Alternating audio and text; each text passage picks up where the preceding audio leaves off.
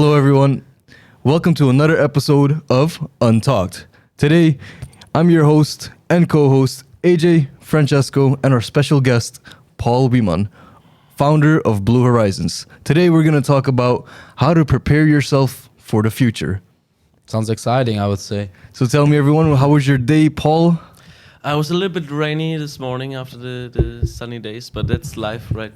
Yeah, rain especially in the Netherlands, right? It's you have no prediction on what it's gonna be like. Exactly. Yeah, it's been a while, as you know. Maximilian, our third co-host, is now in Brussels building a hotel, so that's actually pretty cool. So we thought we would bring in Paul because he actually has some very unique perspectives in life, and he wanted to share that with you viewers. So I think Paul, it's a really unique character. I think that what he's gonna to tell today about what he's doing, etc. It's really unique vision to life, and I think it could be really helpful for all of you guys. And I think it's a really good choice for us of choosing Paul for this podcast. Yeah, like I've known Paul for a couple months now, almost a year, and I've learned a lot from this man. And I would say it's pretty obviously connected also in the world of entrepreneurship, because we all know that your business is a reflection of yourself, especially when starting out. So it's really important to really know yourself really deeply, and that's also what we're gonna talk about. So Paul, tell us, Paul. Explain us a little bit of your background. Who are you? Exactly, and what are you doing right now? Yeah, my name is Paul Wiemann. I'm from Germany, the south of Germany, near Stuttgart. I grew up. Normally, I would say I played the clarinet. I went to sports. Got all of the palette. I played in an orchestra as well. Then later on, I went to business school. So I had like 6 hours business a week. Apart from that, I like to be in nature, like to go on hikes, windsurfing, volleyball, whatever. What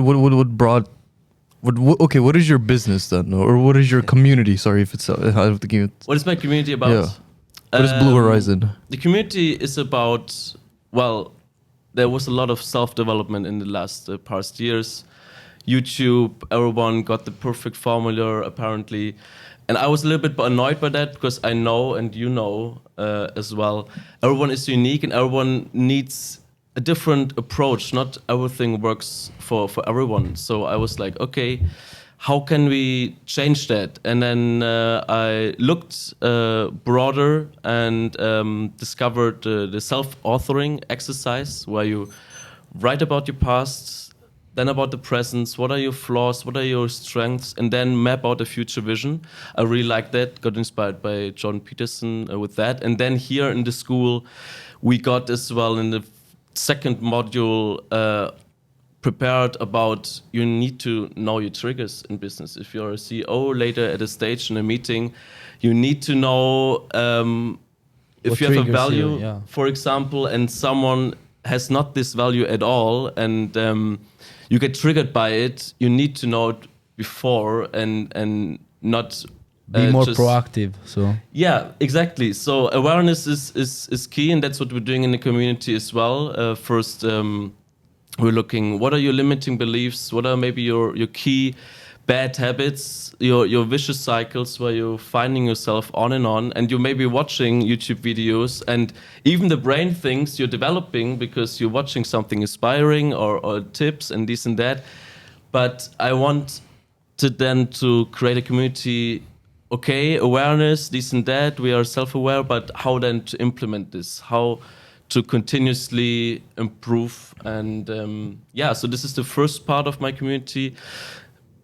Habits, so like transform all of this awareness, all of these like more theoretical things into like actual, theoretical, more into like practice, more like into actual life, so they can see some results from exactly. Or you see as well, everyone is going to therapists and you talk about your trauma, your inner child which got neglected, and you talk about it on and on again. But the community is then about, okay, how to fix it. Well, how to fix it is we're not a machine, right? But like humans are made to move. We're made to attain to goals and strive for goals. That's our whole past, right? And in the culture we nowadays have, with a lot of short-term gratification from one to the other, and then we're eating, then we're maybe drinking or whatsoever, how we affect our minds. This is not in a natural way, right? We're going from one to the other, to going more like, okay, this is the past. These are my experiences, but what can I make out of these experiences? Because if you see it, big personalities in TV or whatsoever, often they had a really dark chapter in their life, Dark past, and they yeah. made something out of it. And I think, or quite a lot of people needed to reach a really low point till they realized, I can't do that anymore. That's And that you've got to change. Yeah, Yeah. that's good. that's why I have the importance of the writing about the past, that everything is out once. It's not in your head anymore. You've written it down for once, and you can still talk about it with friends, right? But like that, you make a little bit of cut and then see in the future. Okay, in 2 years, in 3 years, what do I want to do? Yeah, so it's a little bit of like maybe detachment for traumas, like let go, like letting go, and then noticing that, being aware that life goes on, and you don't need to be too attached on some things, and don't let these things maybe shape too much your identity, knowing that you can actually change it in a better way, like you've explained. Yeah. But like now I have a question. You told me like there are a lot of people who had like dark past, etc., but then they like succeed in life in general. Like how do you think that one person can do it, like turn this like bad past experience, etc., into actual energy and power to do something better? Yeah, so I think this relates to also my question. What I was gonna ask is, how does a person go from that dark chapter into transforming into that big personality on TV that you mentioned? Like, what is that shift? What happens there? I think the most valuable thing you as a person as well have is your past, your experiences, your struggles as well. So if you think about you were maybe not very confident, you got bullied in school, for example, and then how to make something out of it? Well, what did you experiences? What did you fight in life with, and where you felt alone? And then maybe put that and help other people who are struggling with confidence and who are really not in a really state where they want to be. So the struggle you maybe had in the past, you understand that really well. And other people can't understand that really well. If you have already a successful person and he wants to help you with mental health, where's the relation? And for example, from my story, my mother is bipolar. So already in childhood, when I was 4, her only motivation to go out was really that I get fresh air. So my father was often stressed early childhood. So I wouldn't say I'm depressive. I would say I'm quite an optimistic person. But this thing of depression was always a little bit in my life or in my environment, really. So and then later on with COVID, I've worked with children coming out of COVID, completely self-centered, completely lack of empathy. Me, I want to do that. And then I was starting to think about, okay, what do I want to do in life? And I was already thinking about, we can't do digital life or life in general like we used to do. What is the state in the future? Where do we want to go as a society past the digital age? So there's a digital age now, but there will come another age, right? And how do we live that? What routines, what habits do we have? For example, I would say before 9 or after 9 in the evening, shut your devices off. Your body, your spirit will thank you. You will sleep better if you develop healthy routines, and not just go from one to the other like our fast life is nowadays in the West. What do you think about like I would call it the self-development, like there's a lot of self-development trends that came up recently, and a lot of people like do, and they see like all these habits and they try to do everything.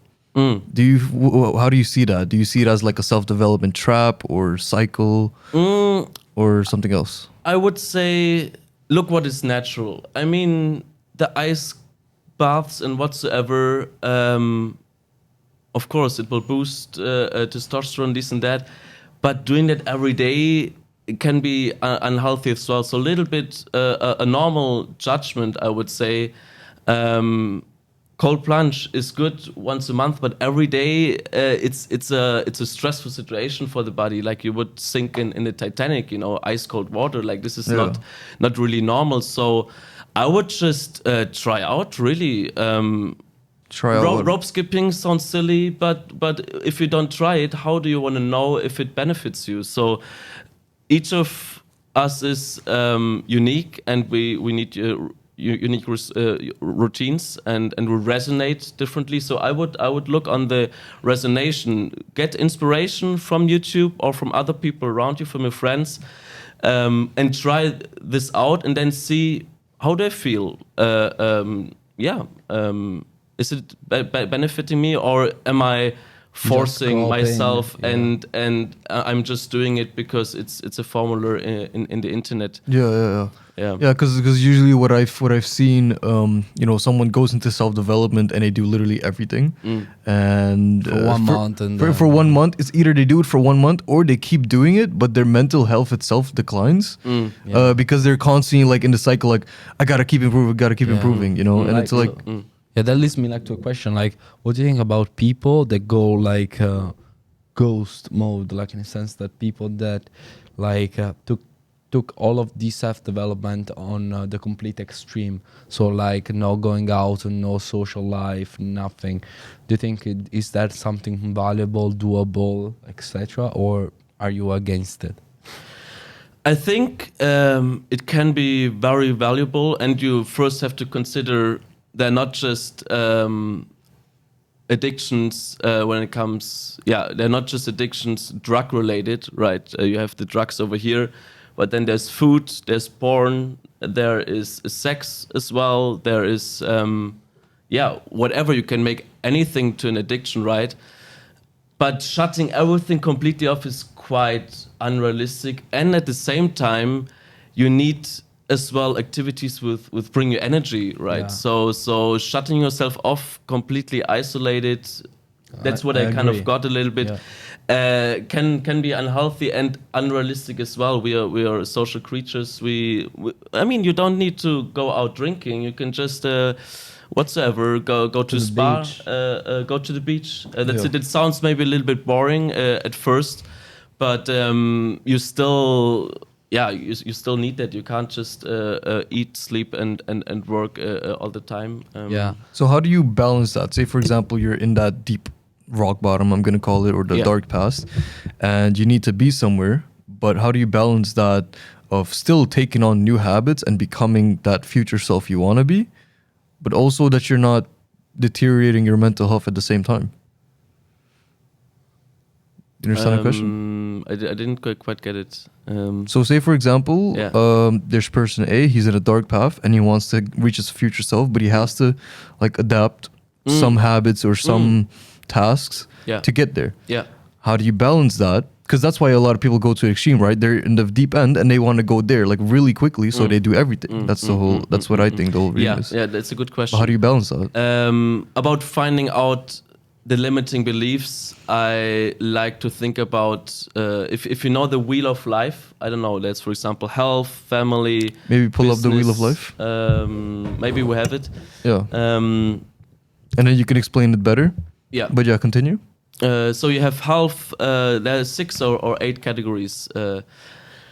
Health, family, business. Which one is it? Relationship. This one good? And then if you look at it, at the wheel of life, and then kind of, make dots, okay, and then see where are you really lacking at the moment. Maybe it is a relationship or friends. Maybe it is fund creation or finances. You're really broke, and I really like if you when you're thinking and starting there, because if you're really broke, well, this is something you should pay attention to quite soon. Yeah. If you're really well off with family and friends, this can come at a later stage. But to start somewhere, maybe being more conscious about what are you spending your money on, or getting maybe a little bit more cheaper groceries, what are cheap meals maybe. So I would start there, because then you can see a really good development, because you are Yes, really like low step by state there, step. Yeah. step by step, and you can really see over already after 1 or 2 weeks the development, because you are in a really low state. Yeah. How Yeah. would you advise, or do you want to have a question? Yeah. So like, but you can go. Is it regarded to this? Sort of. So basically, you say this, and you're doing the development. What would you say, like, to be consistent? Because as we just mentioned, some people like do it for like a month and they stop. How do you consistently keep doing that and make it your new identity? I think if you find in the trying out things and take your time, do that, and then make a little bit of a recap.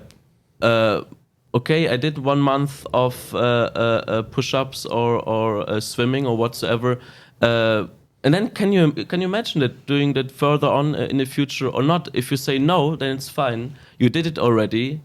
The experience is gone, and this didn't really resonate with me. That's not really what I want to do in the future. But you did it already, so you know this is not for you. And then after these 3 weeks, after 21 days, is a crucial time when it comes to habits. And then see, this brings me energy. Swimming 3 times a week. I'm not getting tired of it. I really want to continue that, and you feel that, I would say. And then cling on to 3 habits. It doesn't have to be 5 or 10. I'm speaking more about key habits, right? So maybe for everyone to realize, key habit are the main habits which other habits can create around. For example, you say you have a deep focus time in the morning, 1.5 hours, before there are a few habits happening, and after that as well. So the deep focus time, for example, you would have affecting the whole morning, right? So if you focus on 2-3 key habits a week, for example, it could be swimming, it could be the focus time. Waking up in the morning early. Yeah, waking up this is like a smaller habit, but like if you already know, I really want to work focused in the morning. I can't just stand up and directly go to the table. Maybe I prepare already the evening before my glass of water, or I already tidy up in the morning. These are all little habits which then make it way more easier to keep being consistent. I have like a question. It's actually like 2 questions. One is like, what are like key habits that you would recommend for anyone at least to try out? That want to start. And when trying to start to have some new habits. And another one is that I know that you're like really, I would say not obsessed, but you really like to be connected in nature. And I think it's crucial for mental health. And then I want you also to state maybe other 3 or 5 habits for being more connected with nature. And how do you see like the connection between like being better with yourself also when you're more in the nature? So the first question, well, I think you know it all. I don't have to talk. I have to say it again to you. Sport, definitely. Not everyone has to do push-ups, and everyone has to go to the gym. If you're struggling with that, just go for a walk 15 minutes every day. This is the start. Like your brain will adapt to that, and then if you don't do it, your brain's like, hey, like I wanna go out. Sport is crucial. We have a overstressed society, which doesn't mean that stress is bad, right? There's healthy stress, but literally the toxins have to get out somehow, and if you're not going to the sauna or whatsoever, where shall the toxins go? If you don't do sport, sport is crucial. I think, that would be, I think, for me, for everyone. Definitely, it has to be there, especially because we're living inside most of the time. We are not hunters and gatherers anymore, but we still need it. Our body needs to release the energy and this stress, this stress coming from sport is crucial to gain resilience as well. Another thing I would say, not everyone is creative, I would say, but doing something for you, it can be painting, it can be Playing chess. playing chess, yeah. Something- just something non-digitally where you just Writing maybe. yeah. Like recreational. Yeah. something like that. Something creational. Don't put your the ladder or your expectation too high. It's not about that. It's not actually about what you create. It's just that you create something, because you have content creators and you have all sorts of new creators. But in the end of the day, it's all in us. We are creating. We used to create. We used to build roads, and it's maybe not the most creative thing, but our mind and our body will thank you when you Create just something. do one task. Maybe that's better put. Not eating and watching something at the same time. Just focus on one thing, and then thoughts will just come up, and then you see after the activity if it benefited you as well. Like after 1.5 hours of painting, you're like in the beginning, what is this? What am I doing here? But after 1.5 hours, you actually, you feel relieved, and then it's not directly the next Instagram or the next video. It's more like, oh yeah, actually, but that wasn't that bad. It actually is quite nice. And then you think about what else can I maybe do? What else can I maybe create and put in my free time? Yeah. This might be a bit off topic, but I remember you telling me once and this is basing it off what you said, you have to have sports in your life. You ran a marathon. How long was the marathon? No, I didn't run a marathon. No. You mean in Den Haag here? Yeah. No. 10 kilometers. 10 kilometers, 10 right? kilometers, yeah. And you did it barefoot. I wanted to do it. Next year I will do it. Okay. Yeah, my that's- legs. that's for the nature connector. But Yeah. he actually enjoys also running or just walking barefoot in the forest. That's why a question the thing why Are was, you the doing that? connection and how do you think people can start to have a better connection with nature? And why should you have a connection with nature? Okay. So how I got into that? Why is this guy running barefoot in a forest? I was in Brazil last year, in a very isolated beach on an island, and throughout my life, I did all sorts of sports: volleyball, windsurfing, snowboarding. I always needed a challenge, right? So then I was there. I was like, normal running, come on, I'm in nature, and we don't used to wear the shoes, So then I just ran up over stones or whatsoever, and I realized we got everything in our body. Like if you're running barefoot, you're not doing this like normally. You're doing this, so your foot can handle any sort of structure on the foot, and even shells. Doesn't matter. Do we really used to run like this? Are you sure? Yeah. I mean, for everyone to try out, do it just once, and you realize how much faster you are, how much effective it is to run barefoot. It feels good. Like, you know, like Have you Mr. done it? No, you know Mr. Thank You? It's like really famous guy on Instagram that gives like lots of money to people, and he always walks barefoot. There's as well a guy in Boston. He's a CEO for a robotic company. I don't know if he's doing it now still, but every morning he would run barefoot through Boston, 45 minutes. You can't, like I wouldn't do it like shift completely to barefoot running because your body has to adapt to it. But why I did it? Well, I was just like I need something new. I need a new trigger. I'm a person who needs as well in during the day different triggers, and I've just felt this kind of joy, this kind of that's what we made for, and sometimes don't think about what other mice. I think I'm still in Den Haag doing that, and people are looking, but like fuck it, they maybe stamp you as the hippie, or crazy dude, but yeah. You shouldn't be thinking about that. But why do you think it's important to be connected with nature? Because I know you love like being in nature, working in nature, disconnecting, being off grid. Yes. There's been times I can't reach Paul ever. I barely try and text him anymore. Yeah. For example, I put the flight mode on quite a lot of times as well.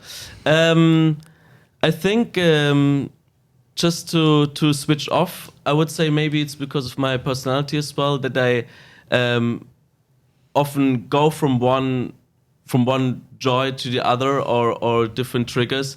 They just sometimes I just need to be still, hear the birds singing. I'm not a professor about the benefits of nature to the human with the frequencies. Now you have it, I think, since half a year, 45. Since a year that people are talking about frequencies of the earth, and if you touch the soil with your foot. And I see it. I don't need the evidence to do something. Better. For me, I'm doing the things because I know in me that it is good for me. And I mean, trees, for example, are living creatures, and they are so resilient for centuries. And they're literally, communicating underground with other trees when there's like an invader coming or a threat coming. So these are all ecosystems, which are, so smart and so unbelievably, we still can't fully understand how they communicate, right? Okay. So if you then hack a tree, it might seem really, really stupid or feel stupid, but if you do it, then you realize, this fucking tree is 10 meters high and since decades here, and yeah. And there's just some guy coming to chop it down. Yeah, exactly. So I don't need any more, because I watched as well a lot of YouTube videos, about nature or self-development, holistic development. But now I'm at the point, I just know it benefits me. And if you always want to compare it to the Stone Age, we used to be outside the whole fucking time. And now, if you're working, you're living at home, and then on vacation you go maybe a little bit into nature, and then you're asking, what about my mental health? I don't feel really connected with myself, brother. It's not, there's not like a super formula, and you don't need to all the tools and all the self-development, all the habits. Sometimes it's just really, really simple. And then I would encourage as well on vacation to not go to the restaurant and then to the touristy spots and this and that history. I mean, it's interesting, but if you're in another country with a beautiful nature, why not just go for a hike, take some water with you, and just be a human on Earth, really. Okay, I have one last question before I think we have to wrap it up. Yeah. So you mentioned you have a sort of feeling, and you base it off of feeling because when you're in nature, you feel like you're doing something good for yourself. Correct? How do you differentiate that feeling with, for example, me or person A might like when they watch porn? They also get a good feeling. However, how would you differentiate that through what you were saying? It's that the problem. I think that when you go in nature, you feel good then for the whole day and the day afterwards. If you watch porn, it's you like, only feel for short term, correct?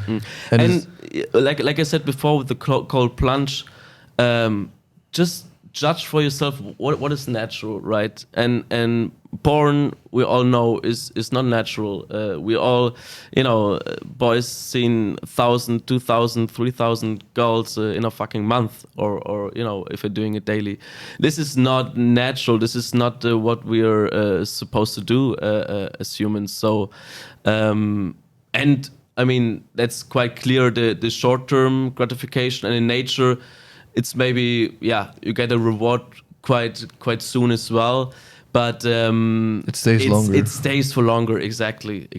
Yeah. Okay. And do you think there is a connection between also then mental health and the food that you eat? Like, do you think it's also But also connected being- there with nature? Like, I think what you mean is like, does the not? mental health connect with doing habits that are natural or doing things that are natural and things that are unnatural? That's what you mean, right? Also, No. like with the food thing. yeah, also. Like, do you think that also applies then also to food? Because we all know that everyone, like nowadays, it's like almost clear that the mental Eats health, unnatural food. No, like it's produce food. No, it's quite connected to mental health for all of our gut, etc. So, like, do you think that also like eating more natural food could be like a good habit to? Oh, for sure. For sure. When I was 19, I was eating pasta every day, and I felt like shit. And my acne actually, started there. 16, 17, nothing, but then at 19, suddenly. I mean, you can literally see it on the people's skin. Our skin is the biggest organ, and if you're stressed a lot or if you're not eating healthy, not everyone gets a bad skin, but you can. It's quite a good mirror for ourselves how we live.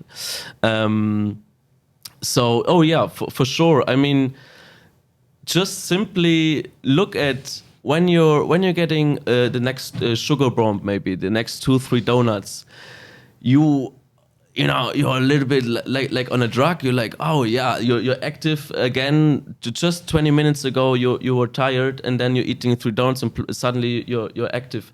So and a lot of people don't even can really feel that or can really understand that. But I was looking in the last years and right now as well into fasting, and I want to adapt to my consumption. What do I eat? And I want to make it efficient, cheap, and whole as well. I'm only buying whole stuff, and it's actually crazy. If you go in the supermarkets, you actually have to look for the whole foods. Apart from the vegetables, they're in one corner, but apart from that, you look, and then there's at least always more than 3 ingredients in it, right? Yeah. So, leading to your question again. I mean, the Bible says that, for example, your body is your temple. We have literally a brain here. It's since 10 years we know that, and the research is going on. This is a whole system. It's not just the mind. It's the gut. It's the heart. So. If you're eating sugar directly in the morning, your insulin. But exactly. You know what's crazy? I actually heard about. I think it was yesterday. I was listening to a podcast, and they were like, "So your body sends 80% of the neurons to your brain, and your brain sends 20% of the neurons to your body.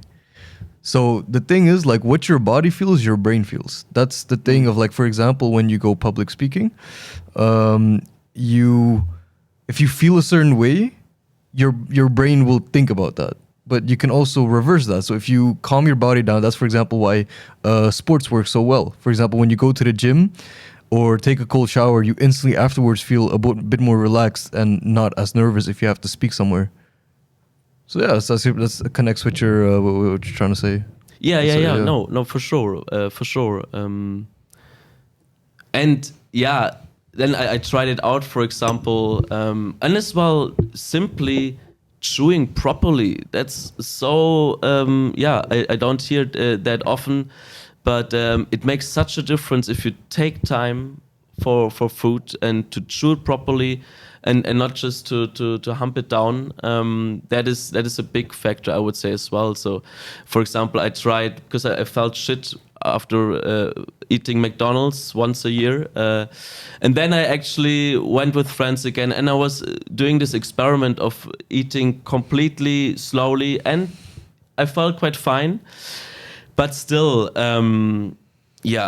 I mean, I'm not eating really sugar since a year now. I have an older friend I met in Hungary, and he's already 40, and he struggled with mental health a lot, and as well with overweight. And he cut out sugar for an entire year, and he said his mental health was never that good as in this year. So I think that is a message. But as well, I'm in a point now. I can literally feel when I eat shit. I'm just not feeling 100%. And I think when you are disciplined in what you're eating, if you're eating whole, if you're getting all your nutritions, you just feel unstoppable, really, especially when you're young. And I mean, all of the older people you see, Andrew Huberman or whatsoever, or the CEOs, they ate shit in their 20s, right? And we're a little bit in a different time. We're already wanting to eat really, really healthy. But if you look at the older people, they need to eat well in order to function. We can allow ourselves that now, but think about, you wanna be at 100%, right? And so your food needs to be 100% whole as well, and efficient. And for me, like now I'm doing a really strange diet. I'm doing it mainly for skin and for efficiency, and basically, it's crazy how, like, I'm way more efficient during my afternoon. After I eat, I feel way more energized. Like usually I feel drained after eating. With this diet, I just feel way more energized, and skin is better and everything. And it's all like non-processed food, no sugar. It's kind of on the extreme, because I'm eating 6 eggs a day, like as my first meal at 12. And a carrot. And a carrot and an orange. Are you fasting then as well a bit? So you're eating at 12 and then 6? Yeah, exactly. Yeah. 12 and 6. So there I do like fasting. And then 6 I just eat steak, so with potatoes, and that's it. Yeah. And I don't feel hungry. Yeah. Never. Cause, no, not even in the morning or so? No, because like all the food is really, really like nutritious. It fills you up so much. Yeah. Like eggs. Yeah. It's crazy. Like eggs, it fills you up a lot. I used to eat oats for years in the morning. And then there was this one video, I don't know if you look at the study. I think, that also is the worst thing to start your day with. Yeah. And I didn't even, I don't need to understand it sometimes, but then I just do it, I just change it, and I never ate oats again. Now I'm eating fats in the morning as well, nuts, eggs, avocado. That's good. And I mean, just try it out yourself. I can literally feel it, and the more you are connected to yourself, not just the mind, what I want to do, and habits, this and that.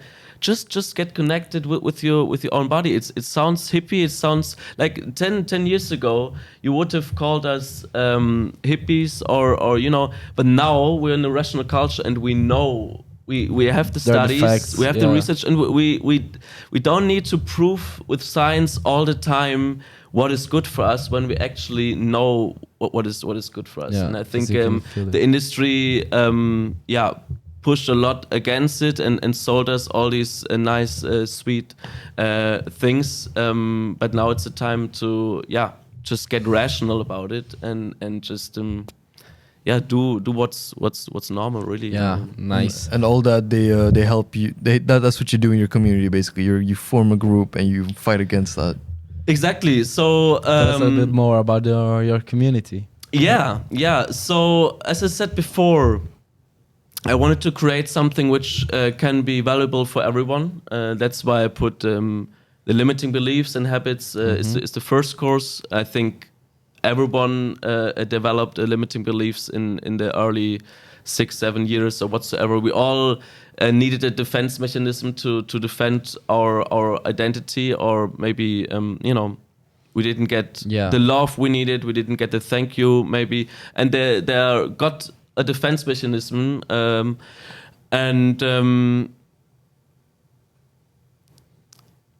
So exactly. So the second thing then is the self-authoring. Everyone can do it. Some people maybe don't like at all to write. I will do a course as well about meditation. Dr. K, I don't know if you know Dr. K. I really like him. With the people who maybe cannot imagine at all to write all their life and the future vision. And then the next courses will be then about implementing and keep persisting and keep the discipline up. And then later on there will be business related courses. I mean, we're here at the entrepreneurship university. We're getting taught by entrepreneurs.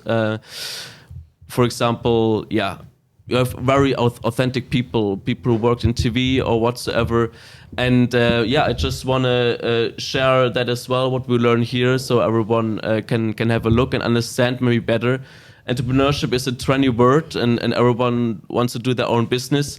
But it's not that far away that you have to know all of the people, have to understand everything. You can just start simply with a vision and then think about, okay, what are your value drivers? What makes you unique? And then connecting that with yourself, with yourself and with the exercise you did in the self-authoring, because then you put everything, all your chapters there, and the experiences and the skills you develop, because everyone got skills, and you maybe think you don't have skills. But uncovering them, that's what we're doing in the community, really uncovering yourself, the layers you put on, and anxieties, mental health, this and that, talking about it on and on again. I want to encourage people really to take the steps step by step, slowly, right, and improve basically. And then, we see what will come. I have in mind as well a crypto course. My best friend is since 4 or 5 years into crypto. And my bigger vision is really preparing people for the future, getting more autonomous and authentic. In all sort of sense. So, because you could cover financials with business, crypto, and then also, like, I would say autonomous in the sense of like knowing themselves deeply, and they can be autonomous. They don't need, I don't know, to go therapy and that kind of stuff. Like they know themselves. Yeah, I mean, your biggest asset for the future is yourself. That's my message in a way, because you have AI on the one side, then. When you grew up in the West, you probably don't want to work in a bakery or whatsoever. Really thinking about, there will be a lot of changes. The world is chaos, but if in yourself is chaos, brother, how do you want to sustain in the future? If you don't know yourself, it's not just about entrepreneurs and the triggers in a meeting. It's everything. The sooner you start to know yourself better, to know what brings you energy, or what you're actually passionate about, The earlier you start, it will be exponentially rising, and this community is there to get in contact with other people. I don't want to be the guru who has the one formula and you have to wake up at 6. There are successful people, they're sleeping until 10, and then they're going to bed late. That's fine. It's all about finding what benefits you and getting things done. Yeah. But I think Nice. that's our We're time. gonna leave the link of his community, obviously. So that, down below in everyone, the was description. Blue Horizon. Get that and more. We'll leave a link in the bio, or a link in the description, I'm sorry, to his communities. Check it out if you think Paul is an interesting person, or if you want to just check it out and see for yourself what it's all about and become better, right? Yeah. And I think we'll end it off on how to prepare yourself for the future. I hope this helped. And we will end it off with a quote from every person. I will start, and then we'll end off with Paul so that you can think about it. My quote is, average is your enemy and success is your duty. Embrace the moment. And Paul? You have to become who you are. Wow, Nice. powerful. That's powerful. That was powerful. And that was it for today, folks. Thank you so much for watching. Thank and I you, will AJ. see you in the next episode.